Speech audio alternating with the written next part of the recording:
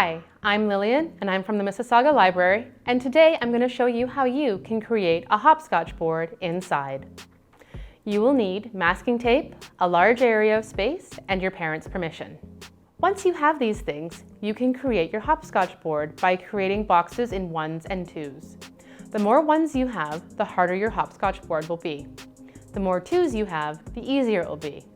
You can see that I've created a hopscotch board here. Once you've created your hopscotch board, you can hop your way through it. On the 1 boxes, you use 1 foot, and on the 2, 2 feet. You go up through, turn around, and come back.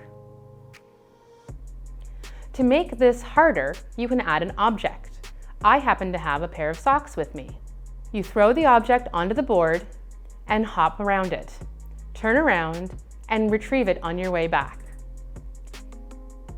To make it harder, you can add more objects or make your hopscotch board longer or shorter. The object is really not to fall on the board.